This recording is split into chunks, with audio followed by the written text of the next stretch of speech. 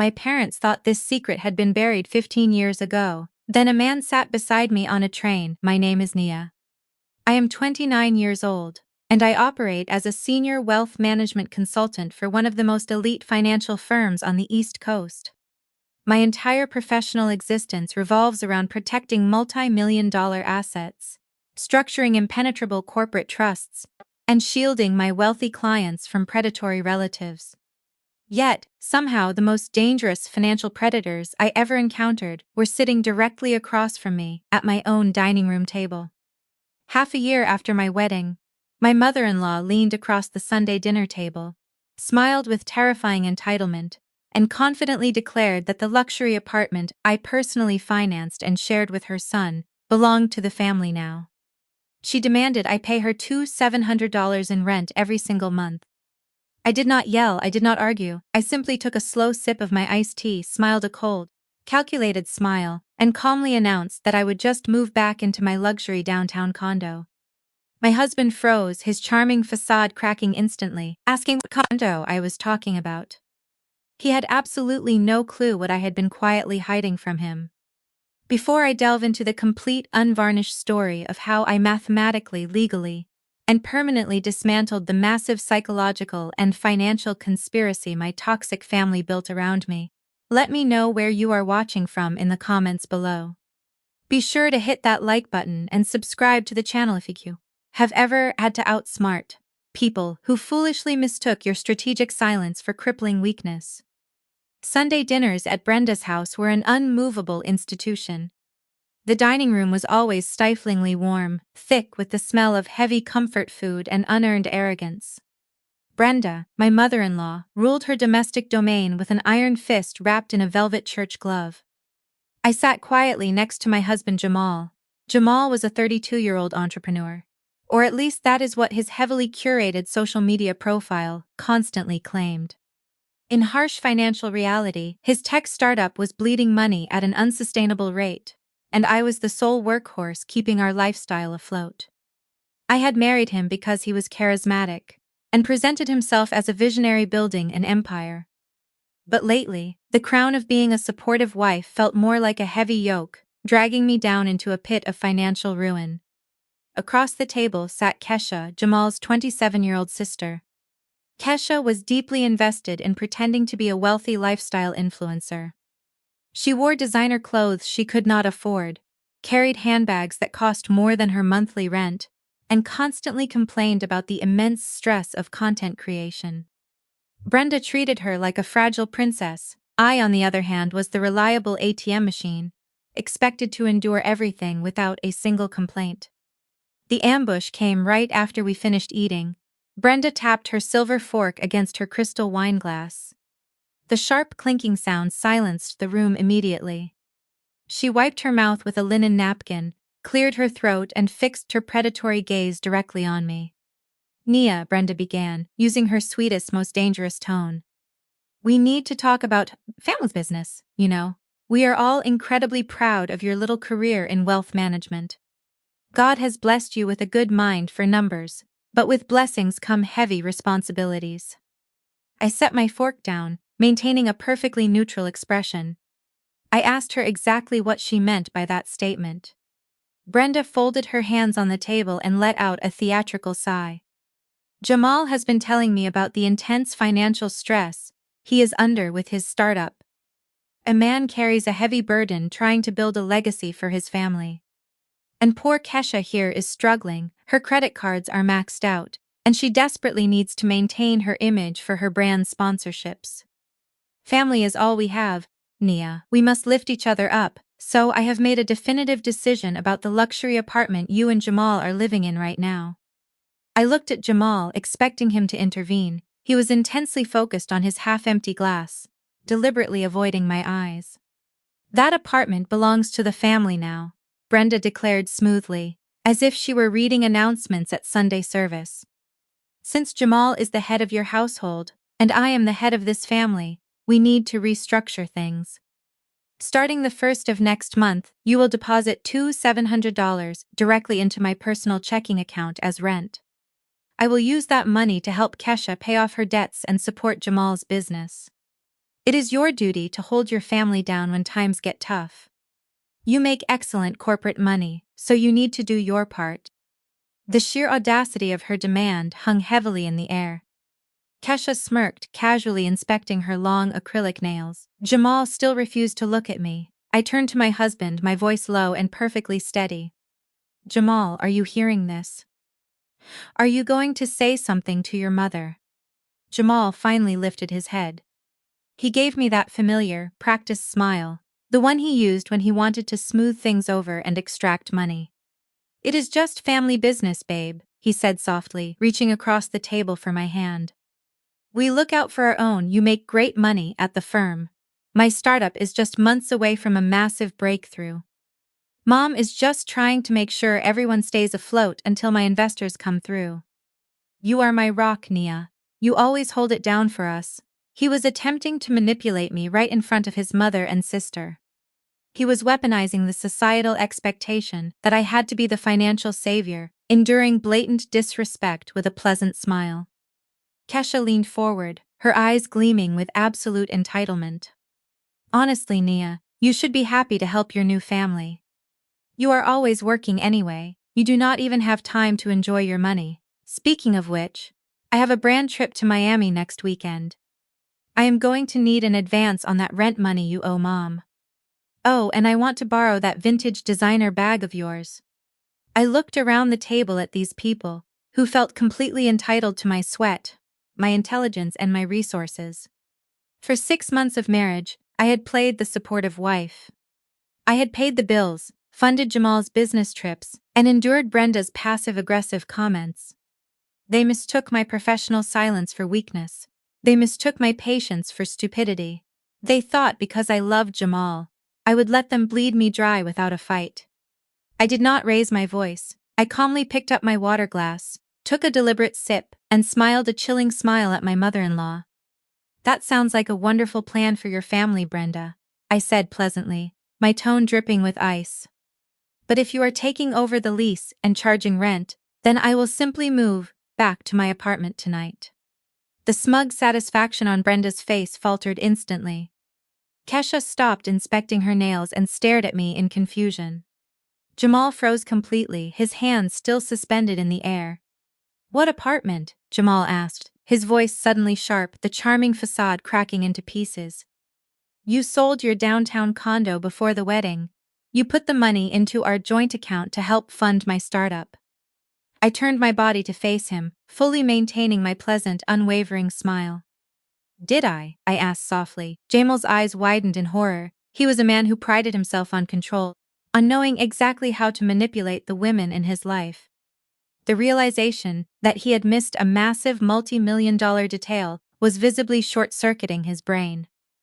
I never sold the condo, Jamal, I explained, keeping my tone as casual as if we were discussing the weather. I am a wealth management consultant. My entire job is protecting assets from bad investments.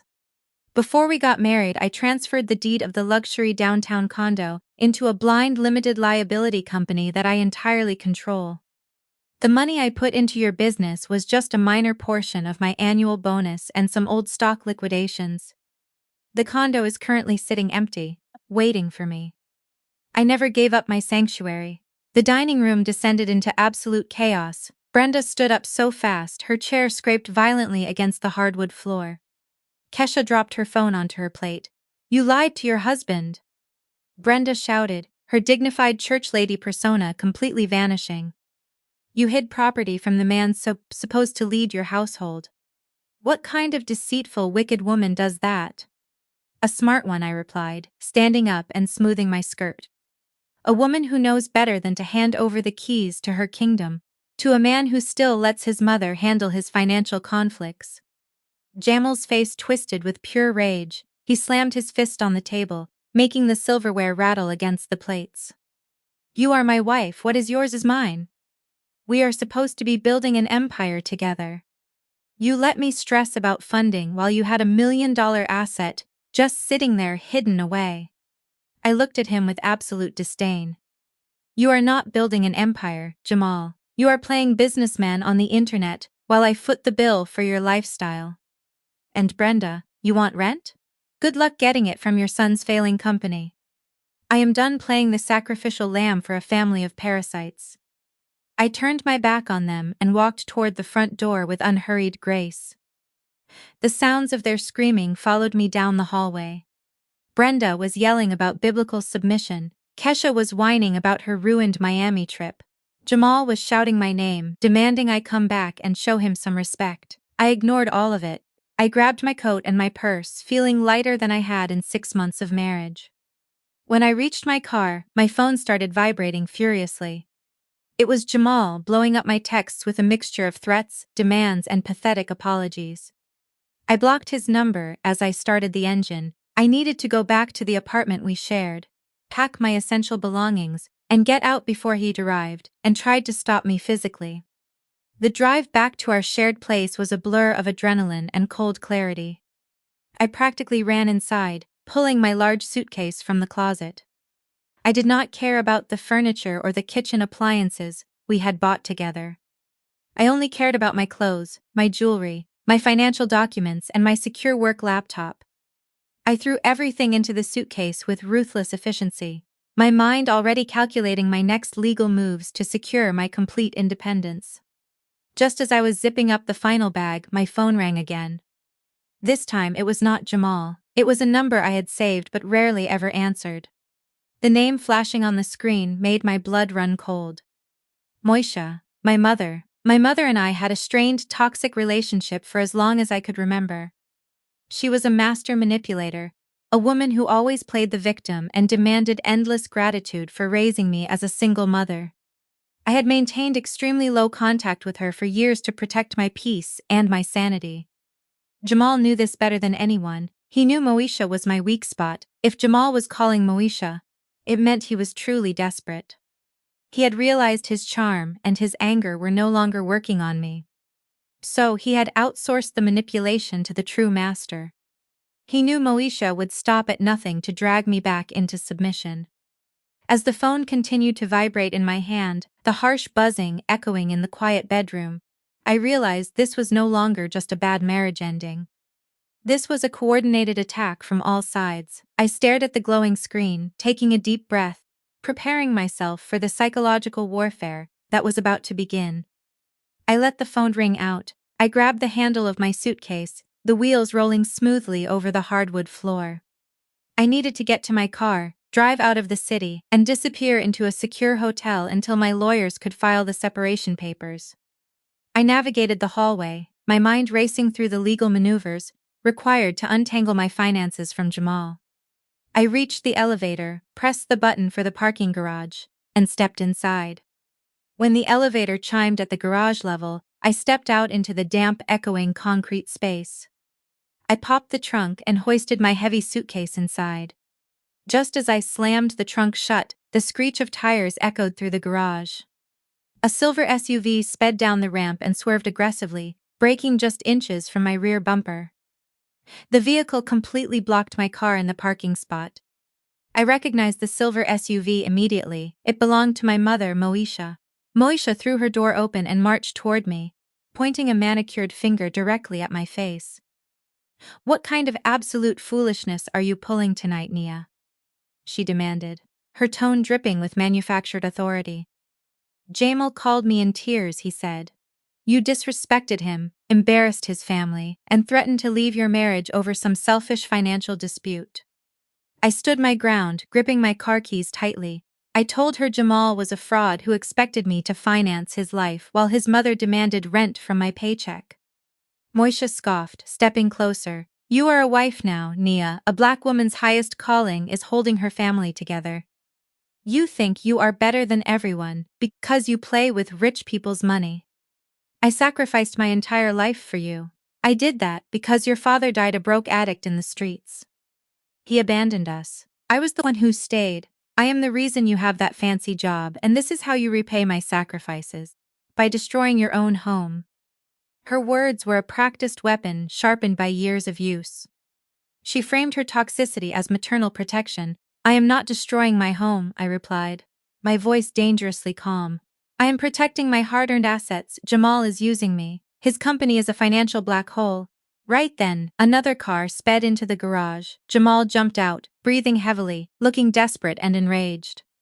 He hurried over to stand next to my mother. They formed a physical wall between me and the exit ramp. Nia, please, Jamal pleaded, switching to a soft, victimized tone. I just want us to build our legacy. You are being irrational. You need to sign the downtown condo over to my company's holding account. It will save our marriage, it will secure our future. Moisha nodded vigorously. Listen to your husband right now. Nia, sign the papers, sign that property over to Jamal right now, and we can all go upstairs and pray on this situation. A chilling realization washed over me. The puzzle pieces violently snapped together. Moisha absolutely hated Jamal, yet here she was demanding I sign my asset over to him. Why would she care if Jamal's startup succeeded? She was actively conspiring with him. They were working together. I did not know the exact mechanics of their partnership yet, but the financial consultant in me recognized a coordinated shakedown when I saw one. I looked Moisha dead in the eye and sliced right through her heavy guilt-tripping. I am not signing anything tonight, I stated flatly. Jamal has no revenue, his seed money is drying up, his user acquisition cost is astronomical, and his burn rate is completely unsustainable. He is not a tech visionary, he is a parasite, and you, Moisha, you do not care about my soul or my marriage. You care about control. I do not know what cut you are getting out of this condo deal, but the answer is absolutely no. Moisha twisted into an ugly sneer. You arrogant, ungrateful little girl, Moisha hissed, stepping so close I could smell the mints on her breath. You will do what I tell you to do. I am your mother, Nia. I own you. Jamal took a step forward, his fists clenched at his sides. You are not leaving this garage until we get this sorted out, Nia. You are my wife, you belong upstairs with me. They were cornering me against my car. Jamal shifted his weight, blocking my path to the driver's side door. Moisha stood solidly behind my vehicle, ensuring I could not back out. The physical threat was suddenly very real and suffocating in the cold air of the parking garage. I was alone, trapped underground with two people who viewed my bank accounts as their personal salvation. I had to make a split-second calculation. My large suitcase was locked in the trunk. My car was completely immobilized, but I had my essential go-bag strapped across my chest, containing my wallet, my identification, my phone, and my most sensitive financial security keys.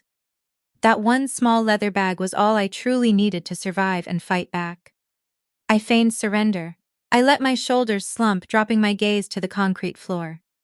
You are right, I whispered, making my voice tremble slightly to sell the deception. I am just so stressed. Let me get my laptop from the passenger seat. I can show you the real estate transfer portal. Jamal exhaled heavily, a smug, victorious grin spreading across his face. He took a half step back, relaxing his defensive posture. I knew you would see reason, babe, he said smoothly. As he shifted his weight, I moved. I did not go for the passenger door, instead I spun around, sprinted past the front hood of my car, and darted toward the concrete stairwell located in the dark corner of the garage. Hey, Jamal yelled, his heavy footsteps echoing loudly as he scrambled to chase me. Get back here now. I slammed through the heavy metal fire door and took the stairs two at a time. The sound of Jamal tearing the door open behind me fueled my adrenaline. I burst out onto the busy downtown street, the cool night air hitting my face. The sudden noise of city traffic provided instant cover. I blended into a large group of people leaving a nearby theater, putting several bodies between myself and the garage exit. I hailed a passing cab, threw myself into the back seat, and locked the doors tightly. Take me to the main train station, I instructed the driver. The cab merged into the heavy traffic, carrying me away from the life I had known. My mother and husband had formed an alliance against me. They wanted to strip me of everything I had worked for. But they severely underestimated my absolute resilience and my capacity for ruthlessness. They were about to learn a very hard lesson. When the cab pulled up to the bustling train station, I handed the driver cash and hurried inside the Grand Terminal. As a wealth management consultant, I knew better than to leave a digital trail when attempting to disappear. I actively avoided the electronic ticketing kiosks where a credit card transaction could easily be tracked by anyone with basic access to my joint accounts. Instead, I went directly to the cash window and purchased a one-way ticket on the midnight regional line heading north. I boarded the train just as the final call echoed through the cavernous station. The passenger car was mostly empty. I chose a window seat near the back, wrapping my arms tightly around my bag. The train lurched forward, the rhythmic clacking of the wheels providing a strange, cold comfort. Physical exhaustion finally hit me, but my mind remained incredibly sharp, already analyzing the variables of the ambush I had just survived. But as the train rattled through the darkness, a heavy, unsettling feeling crept over my skin. The sensation of being watched is a primal alarm system. It bypasses logic and strikes directly at the nervous system. I opened my eyes, the harsh fluorescent lights of the train car forcing me to squint. The carriage was nearly abandoned. A few exhausted commuters slumped against windows miles away, lost in the sway of the midnight regional line. But the threat was not miles away. It was sitting exactly one row ahead, directly across the narrow aisle. He was an older black man in a tailored charcoal suit that screamed custom bespoke. He sat perfectly upright, looking entirely out of place in his sea of exhaustion. He was not a weary traveler. He was a predator waiting for the right moment to strike, and he was staring directly at me. He did not look away when my eyes met his. He did not pretend to be gazing out the window or checking his phone. His focus was absolute, relentless, and completely unnerving. I tightened my grip on the leather strap of my go bag. My mind raced through a dozen scenarios had Jamal sent him. Jamal had connections with unsavory people, men who would gladly track down a fleeing wife for the right price. Or perhaps Moesha had deployed one of her deeply embedded church members. I refused to break eye contact. In my line of work, looking away is an admission of weakness. You stare down the threat until you understand its parameters. His face was a mask of weathered experience, lined with age but carved out of granite. His dark eyes were not malicious, but they held a heavy, calculating weight. The silence in the train car stretched, filled only by the mechanical rattling of the wheels against the steel tracks. The digital display above the aisle flashed, announcing our approach to the next station. A mechanized voice crackled through the overhead speakers. The brakes began to squeal. The man stood up. I calculated the exact distance to the emergency exit, the weight of my bag, the likelihood of outrunning him if he lunged. But he did not reach for a weapon, he did not yell. He simply took 2 measured steps across the aisle and slid into the empty seat directly across from me. We were separated by a small scratched plastic folding table. I pressed my back hard against the window, my muscles coiled and ready to fight. The train continued its slow deceleration. He leaned forward, resting his forearms on the table, clasping his large unadorned hands together. When he finally spoke, his voice was a deep, resonant baritone that commanded instant attention. It was not a threat. It was an inquiry delivered with chilling precision. "Is your mother Moesha?" he asked. The question hit me like a physical blow. Of all the things I expected the stranger to say, my mother's name was absolute last on the list. The sheer impossibility of it paralyzed me for a fraction of a second. I lived a highly compartmentalized life. My professional circle in wealth management knew nothing of my toxic mother.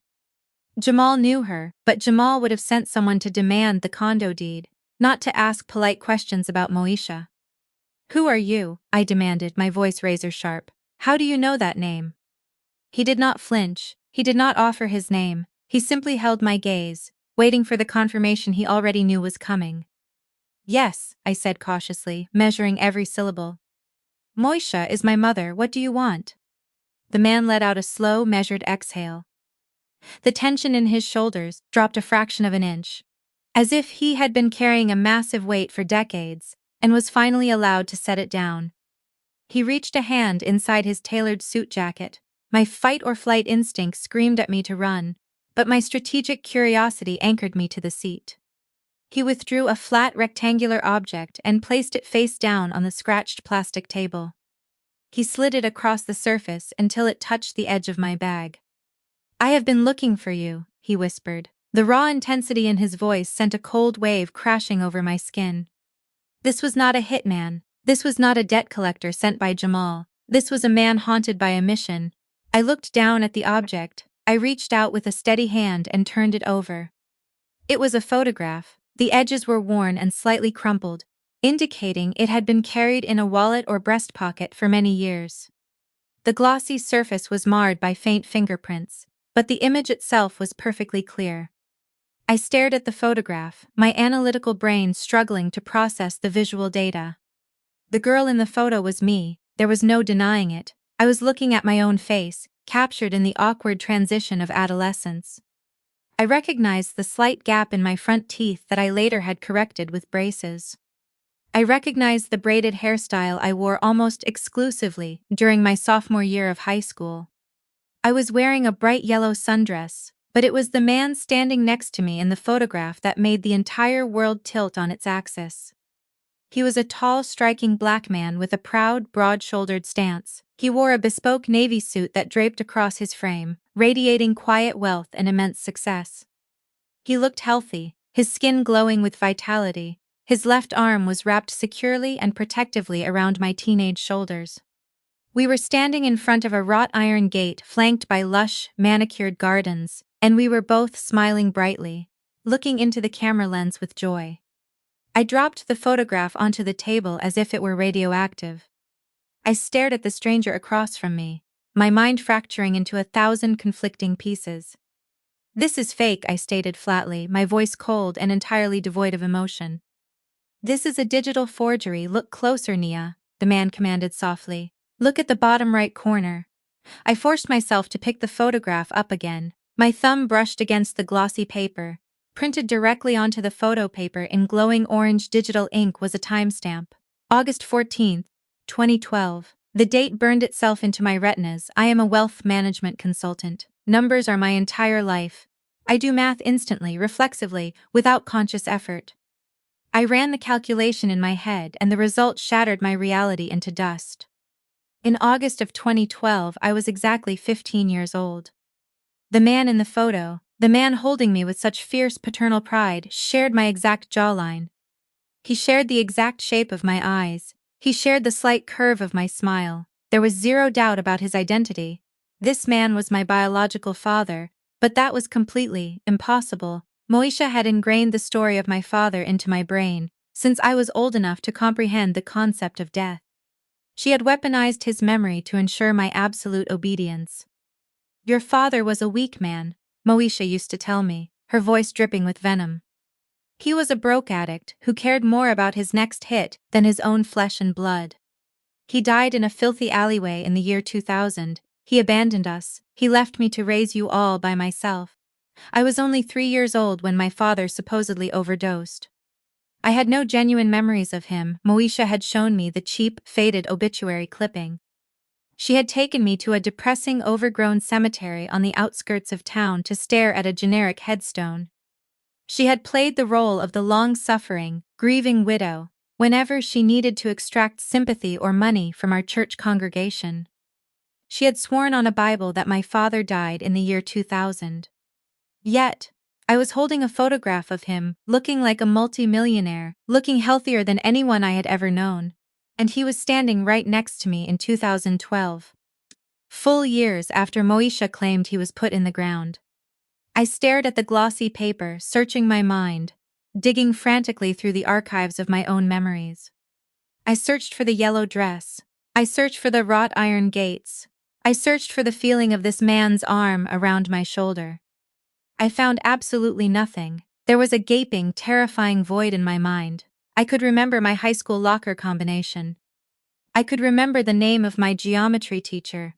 I could remember the constant, suffocating pressure of Moesha's rules during that exact summer. But I had zero memory of taking this photograph. I had zero memory of traveling to this beautiful estate. I had zero memory of meeting my living, breathing father. A cold sweat broke out across the back of my neck. The implications were horrifying. Moesha had not just lied to me about my father being dead. She had not just lied about him being a broke addict. That was standard toxic behavior. This was something far darker. This was something deeply malevolent. I was 15 years old in this picture. I was a fully conscious, highly observant teenager. A teenager does not simply forget spending an afternoon with her supposedly dead father. A teenager does not forget taking a photograph with a wealthy man in a tailored suit. Unless those memories were forcibly removed, I looked up from the photograph, my eyes locking onto the stranger sitting across from me. He was watching the realization dawn on my face. He saw the exact moment my reality snapped in half. The train finally lurched to a complete stop, the doors sliding open with a heavy mechanical thud. But neither of us moved. We remained frozen in that small train booth, trapped in the gravity of a 12-year-old lie. "Who is he?" I asked, my voice completely stripped of emotion, replaced by a cold, terrifying demand for facts.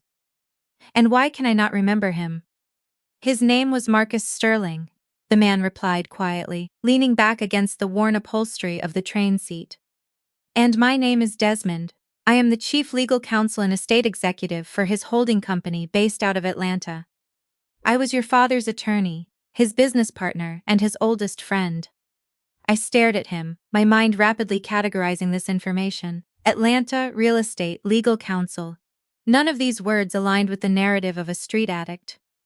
I demanded he explain himself. I demanded to know how my father went from dying in an alleyway to having an estate executive. Desmond shook his head. "Your father never touched a drug in his life, Nia. Marcus was a visionary. He was a highly successful commercial real estate mogul. He built a massive empire from the ground up, revitalizing entire financial districts in Atlanta. He was brilliant, he was extremely wealthy, and he loved you more than anything in this world. He never abandoned you. Moisha stole you from him. Moisha had stolen me." I gripped the edge of the table. I told Desmond that made no logical sense. If my father was so powerful and wealthy, why did he not just come and get me? Why did he let me grow up in a cramped apartment with a mother who treated me like an indentured servant? "He spent a fortune trying to find you," Desmond explained, his deep voice cutting through the mechanical hum of the train. "When you were 3 years old, Marcus filed for primary custody. He knew Moesha was unstable. He knew she viewed you as a meal ticket rather than a daughter. But before the court could serve the papers, Moesha vanished. She changed her name, moved across the country, and buried her tracks using cash jobs and fake social security numbers. She kept you hidden in the shadows because keeping you meant keeping the exorbitant child support payments Marcus was forced to put into a blind state account." I looked down at the photograph again, the timestamp, August 14, 2012. "If she hid me so well, how did this picture happen?" I asked, my tone sharp and analytical. "And why is my mind completely blank?" Desmond leaned forward, the sorrow in his eyes hardening into a cold, terrifying anger. "Because in 2012, Marcus finally found you. He hired the best private investigators in the country. They tracked Moesha down. Marcus flew here immediately. He waited outside your high school. He approached you. That photograph was taken by a private investigator on the day Marcus took you to lunch to explain the truth. You believed him, Nia. You were so happy you agreed to testify against Moesha in court so you could come live with him in Atlanta. He immediately filed emergency custody papers." My breathing grew shallow. A sickening truth started to rise in the back of my throat. I remembered my sophomore year of high school. I remembered a sudden, overwhelming chemical fog settling over my brain.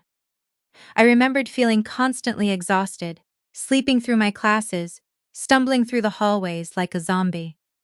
Moesha had told everyone I was struggling with the pressure of advanced placement courses. She had taken me to a special doctor. What did she do to me? I asked, my voice dropping to a lethal whisper. Desmond closed his eyes for a brief moment. Moesha received the emergency custody summons. She knew she was going to lose you. More importantly, she knew she was going to lose the child support and face criminal charges for custodial interference. So, she initiated the most horrific countermaneuver I have ever witnessed in my 30 years of practicing law. Desmond opened his eyes, locking his gaze onto mine. Moesha dragged you to a corrupt psychiatrist, a man she paid in cash. They fabricated a medical history, claiming you were suffering from violent, early-onset schizophrenia.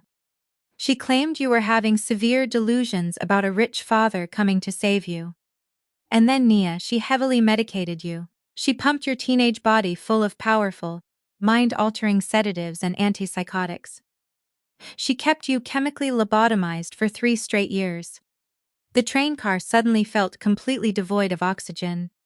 The missing memories, the mental fog, the years I spent doubting my own mind, believing I was naturally defective, believing I owed my mother everything for taking care of me when I was sick. It was all a chemical prison designed to silence me. She erased my father to keep her paycheck. She wiped your memory completely, Desmond confirmed grimly. When the custody hearing took place, you could barely string a sentence together. The corrupt doctor testified that Marcus's sudden appearance had triggered a severe schizophrenic break. The judge ruled that moving you would be detrimental to your fragile mental health. He granted Moesha permanent medical guardianship. Marcus was ordered to stay away to prevent further psychological damage. My mother had poisoned my developing brain. She had stolen my father, stolen my memories, and convinced me I was broken. I realized then exactly why Jamal had played along with Moesha's narrative of my mental fragility. I realized why he had called her tonight, claiming I was acting irrational.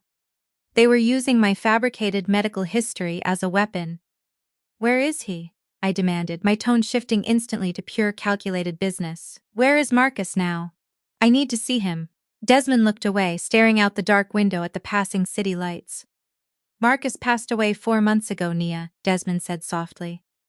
His heart simply gave out. He spent his entire life building an empire for you, and the stress of losing you broke him. I promised him I would find you and deliver his legacy. That is why I am here. The father I never knew, the man who had fought for me, was gone.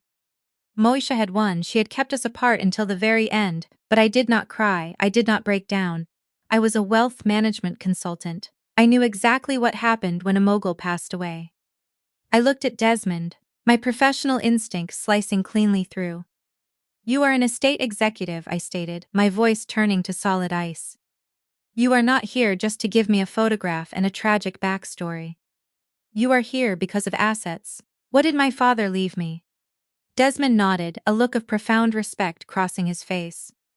"Marcus was brilliant. He knew Moesha would try to sink her claws into his money if he died. So he structured his assets with absolute precision. He liquidated his commercial properties and established a bulletproof, ironclad trust fund. The sole beneficiary is you. How much?" I asked flatly. $45 million, Desmond replied without a single flinch. $45 million in diversified, high-yield accounts. It is entirely yours, completely untouchable by anyone else. 45 million. The number echoed in my mind. It was empire-changing money. It was generational wealth. It was enough money to buy and sell Jamal's pathetic tech startup 1,000 times over. It was enough money to destroy Moesha completely. "There is a condition," Desmond continued, leaning closer over the plastic table. "Marcus set the age of disbursement at 30. He wanted to ensure you were a fully mature adult, out of Moesha's house, and capable of managing the wealth before you received it. He structured it so the trust automatically executes on your 30th birthday." I stared at him, doing the mental math instantly. The final puzzle piece locked into place with terrifying clarity. "Desmond," I said smoothly. "I turn 30 in exactly 3 weeks, I know," Desmond said, his voice urgent and tight. "And so does Moesha. She received a mandatory legal notification from probate court when Marcus passed away 4 months ago. She knows the trust exists, and she knows it unlocks in 21 days. The entire grand conspiracy unraveled before my eyes. The timing of Jamal's sudden financial demands, the aggressive attempt to force me to sign my condo over to his business. It was never about a failing startup. It was about absolute control before the deadline. Moesha is still listed as your former legal medical guardian in the state records," Desmond explained rapidly. "If she can prove that you are currently suffering a severe mental relapse, if she can prove that your supposed schizophrenia has returned, and you are a danger to yourself and your finances, she can petition the probate court to reinstate her active guardianship." "She wants to seize the trust," he said, the words tasting like poison in my mouth. She wants to drain every single penny she does, Desmond confirmed, but she cannot do it alone. She needs corroborating testimony from someone living with you. She needs a spouse to testify that you are mentally unfit, erratic, and legally incapable of managing $45 million. Jamal, my charming, loving husband, Moisha had not just conspired with him, she had recruited him. She had likely promised him a massive cut of my inheritance if he helped her execute the final stage of her lifelong con. That was why Jamal gaslighted me. That was why he constantly called me irrational. That was why he had pushed me so hard at dinner, trying to trigger an emotional explosion he could document. They wanted me to look crazy. They wanted to lock me in a psychiatric hold right before my birthday. My own mother had drugged my childhood to keep a child support check. Now she was using my husband to drug my future to steal an empire. I sat back against the train window, the cold glass pressing against my spine. I was not a broken, mentally fragile woman. I was a 29-year-old financial shark. I protected billions of dollars for my clients. I knew how to restructure assets, how to bury money in shell corporations, and how to execute hostile takeovers. Moisha and Jamal thought I was a sheep they were leading to the slaughter. They had no idea they had just walked into the cage with a wolf. I looked at Desmond, my cold, calculating resolve fully engaged. Desmond, I said, my voice steady and lethal, if Moisha tries to claim guardianship, this goes to probate court. If it goes to probate, it gets tied up in litigation for decades. We cannot let her file that petition, agreed. Desmond stated, we need hard evidence of her current financial fraud to completely discredit her medical claims. We need to catch them in the act. We will do more than catch them, I replied, staring out into the dark night. We are going to let them think they won. We are going to feed their greed until they choke on it. I gripped the handles of my leather bag. The documents inside were my armor. My mind raced through the legal framework of limited liability companies, offshore trusts, and spousal asset transfers. Jamal thought he was a brilliant entrepreneur. Moisha thought she was a mastermind manipulator. I would use their arrogance against them. I would construct a financial trap so complex, so perfectly disguised as submissive compliance, that they would gleefully sign their own death warrants. Desmond, I said, leaning over the table, my eyes locking onto his. I need you to prepare a series of extremely specific legal documents. I need power of attorney transfers, corporate liability waivers, and offshore banking declarations. Can you do that? Desmond smiled for the first time, a slow, predatory grin that mirrored the energy of my father's photograph. I can have them drafted by sunrise. Good, I whispered. Because tomorrow morning I am going back to my husband. I am going to be the perfect, broken, submissive wife they so desperately want me to be. I looked down at the photograph of my father one last time. He had built this empire for me. I would not let them touch a single brick of it. I would burn Jamal's fake empire to the ground. I would tear up Moisha's entire life by the roots. I would take back my sanity, my memory, and my future. They want to steal $45 million from a dead man, I said, the rhythm of the train matching the pulse of my newly awakened ruthlessness. Let us see how they handle a living nightmare. Desmond reached across the scratched plastic table and placed a steady, reassuring hand over mine. The train was slowing down, the harsh morning light breaking over the industrial outskirts of the city, casting long shadows through the carriage windows. He opened his leather briefcase and carefully extracted a thick manila folder, sliding it toward my bag. He explained the unforgiving reality of probate court. Moisha held a massive advantage. She had years of falsified medical records documenting my supposed severe mental instability. If she filed a petition claiming I was having a schizophrenic relapse right before my 30th birthday, the court would instantly freeze the $45 million trust fund. The funds would be locked in legal limbo for decades while lawyers argued over my sanity. My father's empire would be slowly drained by exorbitant legal fees, leaving me with nothing. Desmond told me we needed incontrovertible proof of active, ongoing financial fraud. If we could prove Moisha and Jamal were currently conspiring to steal my existing assets, it would instantly obliterate her credibility in probate court. A judge would throw out her guardianship petition immediately if we proved she was actively defrauding the ward she claimed to protect. But to get that concrete proof, I had to walk straight back into the viper's nest. I had to give them exactly what they wanted. If I fought them openly, they would panic, lawyer up, and hide their tracks. If I surrendered, their sheer arrogance would make them sloppy. They would leave a digital paper trail leading right to their offshore accounts. I agreed to this strategy. I took the secure burner phone Desmond handed me, memorized his private contact number, and walked off the train. The morning air was crisp, but my blood ran ice cold. I hailed a cab back to the luxury apartment I shared with Jamal. During the 20-minute ride through the waking city, I practiced my performance. I let my shoulders slump forward. I practiced making my hands tremble uncontrollably. I forced myself to recall the devastating betrayal of my mother, using that agonizing pain to fuel a fabricated mental breakdown. When I reached my front door, I took one last deep breath to steady my racing heart. I unlocked the door and pushed it open. Jamal was pacing the hardwood floor of the entryway, his phone glued to his ear. When he saw me, he dropped the phone, his face a mask of simulated relief and calculated anger. "Naya," he yelled, rushing forward, "where have you been? Do you have any idea how worried I was? You ran out of a parking garage in the middle of the night. You are acting completely irrational." I didn't argue. I didn't defend myself. I collapsed onto the entryway bench, burying my face in my hands. I let my shoulders shake, perfectly mimicking the physical symptoms of a severe panic attack. "I don't know what is wrong with me, Jamal," I stammered, my voice barely a whisper. "My mind feels so foggy, everything feels so confusing, I am just so overwhelmed by the stress.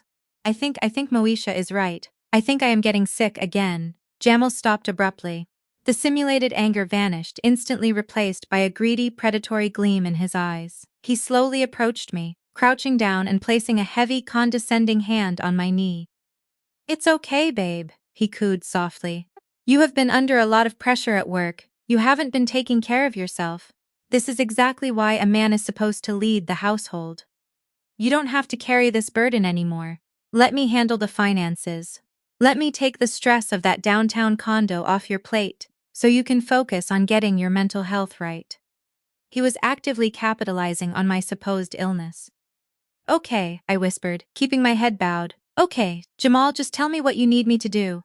Over the next 2 weeks, I played my role flawlessly. I took a sudden, indefinite leave of absence from my wealth management firm, citing severe personal health issues. I stopped wearing makeup. I spent hours staring blankly at the television, letting Jamal believe I was slipping into a catatonic depression. Moesha visited almost every day, bringing heavily seasoned casseroles and fake, cloying maternal concern. She constantly monitored me, whispering to Jamal in the hallway about scheduling an emergency psychiatric evaluation. They thought they were watching me break. In reality, they were watching me build the guillotine. Every night, after Jamal fell asleep next to me, convinced his wife was heavily sedated, I slipped out of bed. I retreated to my home office, locked the door, and opened my encrypted laptop. Operating under the cover of darkness, I deployed the full devastating arsenal of my wealth management expertise. Jamal was not a tech visionary, but he was arrogant enough to believe he could hide money from a woman who tracked global financial structures for a living. I infiltrated his home network, bypassing the rudimentary security on his personal computer. I began downloading every single document, spreadsheet, and email related to his startup. What I found was a remarkably unsophisticated, glaringly obvious embezzlement scheme. Jamal had set up a shell corporation in the Cayman Islands. He was actively preparing to transfer the deed of my downtown condo, the asset he was currently pressuring me to sign over directly into that offshore holding company. Once the deed transferred, he planned to immediately take out a massive commercial loan against the property's equity. The loan proceeds were scheduled to be wired directly into Moesha's private banking account. They were not just going to steal my condo, they were going to liquidate its equity to fund their lives, leaving me legally responsible for the massive debt while I was conveniently locked away in a psychiatric ward. I meticulously documented every single IP address, every offshore routing number, and every fraudulent email exchange between Jamal and his shady offshore attorneys. I compiled a digital dossier so legally ironclad, a first-year law student could use it to secure federal convictions. But I needed the final undeniable proof. I needed them to actively execute the fraud. 3 days before my 30th birthday, the deadline loomed heavily over the apartment. Moesha arrived early in the morning, carrying a thick stack of legal documents. She placed them on the kitchen island with a heavy thud. Jamal stood beside her, holding a custom-engraved pen. I shuffled into the kitchen, wearing an oversized sweater, my hair intentionally unkempt. I looked at the documents with vacant, tired eyes. "What is this?" I asked softly. "These are the transfer papers for the condo, Nia," Jamal said gently, guiding me to a bar stool. "It's just standard corporate restructuring. Once you sign these, the property moves under my company's umbrella. It will protect the asset from any liabilities while you focus on your recovery. And look, your mom brought a notary from the church to make it official."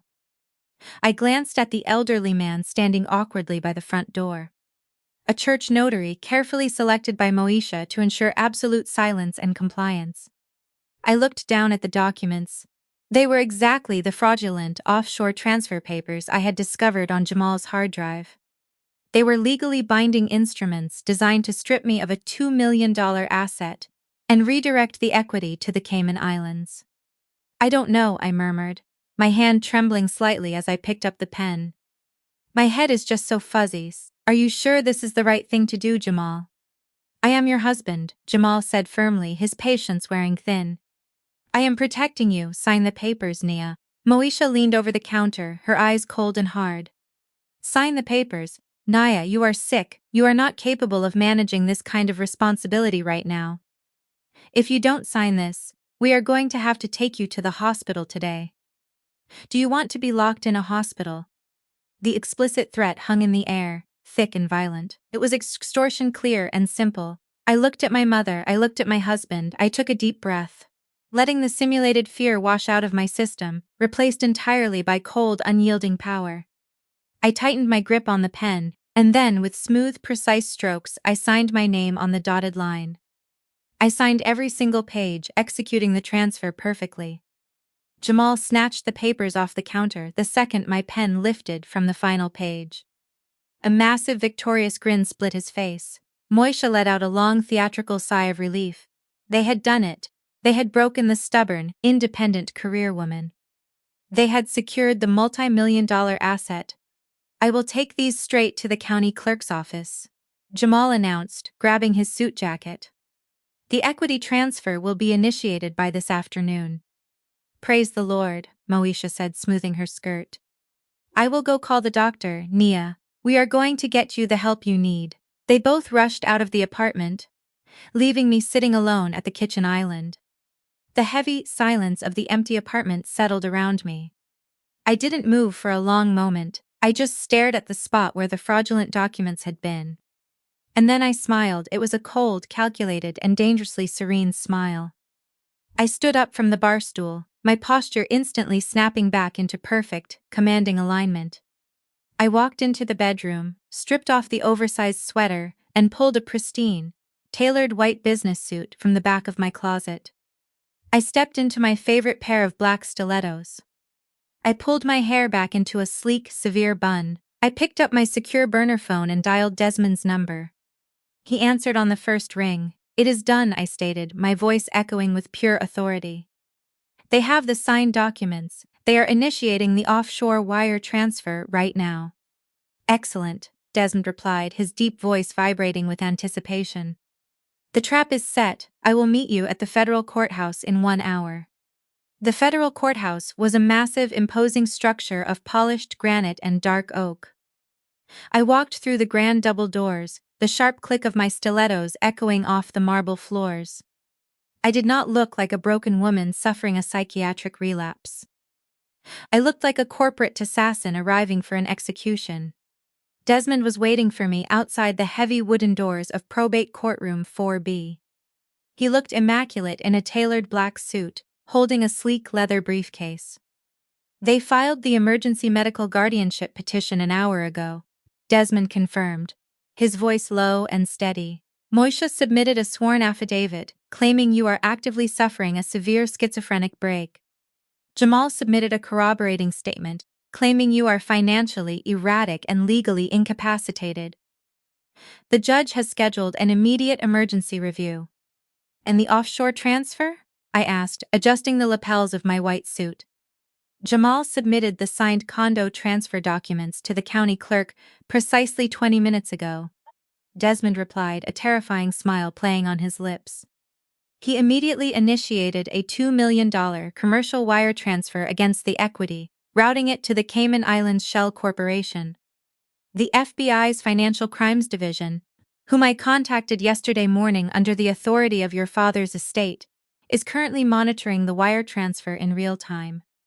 I nodded, feeling a profound sense of absolute power course through my veins. The trap was perfectly sprung. By actively executing the fraudulent property transfer and initiating the offshore wire, while simultaneously swearing under oath that I was legally incapacitated, they had just committed massive federal wire fraud, perjury, and attempted grand larceny. We waited in the corridor until the heavy wooden doors swung open. We walked into the courtroom. Moisha and Jamal were sitting at the petitioner's table. Moisha was putting on an award-winning performance, dabbing her dry eyes with a tissue, looking like a deeply concerned mother. Jamal sat next to her, wearing an expensive suit purchased with my credit card, looking appropriately somber. The judge, a stern-looking woman with silver hair, looked up from the thick stack of fabricated medical records. I have reviewed the emergency medical guardianship petition, the judge stated, her voice echoing in the quiet courtroom. The petitioner, Moisha, is requesting immediate reinstatement of medical guardianship over her daughter, Naya, citing a severe recurrence of early-onset schizophrenia. Is the respondent present? Yes, Your Honor, I announced, stepping forward into the center aisle. Moisha whipped her head around, her jaw dropping. Jamal practically jumped out of his chair. They stared at me in profound shock. I was not wearing an oversized sweater. I was not trembling. I looked entirely composed, radiating raw, unyielding corporate authority. Your Honor, Desmond stated, stepping up to the respondent's table and opening his briefcase. I am Desmond Sterling, Chief Legal Counsel for the Marcus Sterling Estate. I am officially representing Nia today.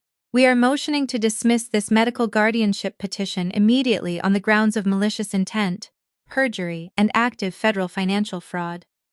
The courtroom fell completely silent. The judge lowered her glasses, staring at Desmond.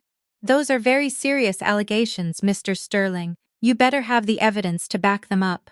I have substantially more than evidence, Your Honor. Desmond replied smoothly, extracting a thick, sealed folder. I have real-time federal wire transfer logs. Desmond handed copies of the documents to the bailiff, who delivered them to the judge. The petitioners sitting before you are currently attempting to seize control of a $45 million trust fund that legally unlocks on my client's 30th birthday next week, Desmond explained, his voice ringing with absolute authority. To facilitate this theft, they fabricated these medical claims. Furthermore, precisely 45 minutes ago, the petitioner's husband, Jamal, submitted fraudulent real estate transfer documents to the county clerk, attempting to steal a $2 million luxury condo owned exclusively by my client. Jamal's face turned completely ashen. He opened his mouth to speak, but no sound came out. My client, Desmond continued, pointing a sharp finger at Jamal, intentionally signed those transfer documents this morning while under severe coercion. However, because she is a senior wealth management consultant, she had already placed a legal freeze on the deed through her LLC. The documents Jamal filed are completely useless bait. But by initiating a massive offshore wire transfer against a frozen stolen asset, he just committed federal wire fraud. Moisha stood up, her hands trembling violently. This is a lie. My daughter is very sick. She is delusional. She needs medical help right now. I turned to look directly at my mother. I looked into the eyes of the woman who had drugged me, silenced me, and tried to steal my future. I am not sick, Moisha, I said, my voice cold, calm, and devastatingly clear. And you are absolutely out of time. Right on cue, the heavy doors at the back of the courtroom swung open. 2 federal agents from the Financial Crimes Division stepped inside, accompanied by local law enforcement officers. "Your Honor," one of the federal agents announced, presenting a warrant. "We have an active federal arrest warrant for Jamal and Moesha for conspiracy to commit wire fraud, money laundering, and perjury." The judge slammed her gavel down, her face dark with fury. "Medical guardianship petition completely dismissed." "Officers, you may proceed." The federal agents moved in swiftly, snapping heavy steel handcuffs onto their wrists. The officers physically restrained them, dragging them out of the courtroom. I did not flinch. I did not offer a single word of sympathy. I watched the architects of my misery being hauled away to federal prison, completely destroyed by their own bottomless greed and unearned arrogance. 1 week later, I turned 30 years old. The $45 million trust fund executed flawlessly, the massive wealth transferring seamlessly into my highly secured corporate accounts. I stood on the balcony of my downtown condo, holding a crystal glass of sparkling water, looking out over the glittering Atlanta skyline. My father had built this empire for me, and I had successfully defended it. So, to every single woman out there who is currently being undervalued, manipulated, or financially exploited by family members or a deceitful partner, please remember this fundamental truth. Your silence is never your weakness. Your silence is your ultimate, most devastating weapon. It is the quiet, undisturbed space where you must build your unbreakable empire, meticulously gather your irrefutable evidence, and permanently secure your financial independence. Do not waste your precious energy arguing with entitled fools. Simply smile, walk away with your dignity intact, and let them destroy themselves with their own unchecked greed. People will always eventually hang themselves with the very rope they foolishly tried to tie around your neck. If this intense story resonated with you today, please leave a comment down below. Tell me your story of delayed justice. Share this video with any woman who desperately needs a harsh, empowering reminder that true, authentic power does not need to shout to be heard. Hit that like button, subscribe to the channel, and turn on the notification bell so you never miss another intense story of meticulously calculated retribution. Remember, the best revenge is a balanced ledger and a beautiful life lived on your own unyielding terms. Stay strong, stay constantly vigilant, and never let them see you sweat. Until next time.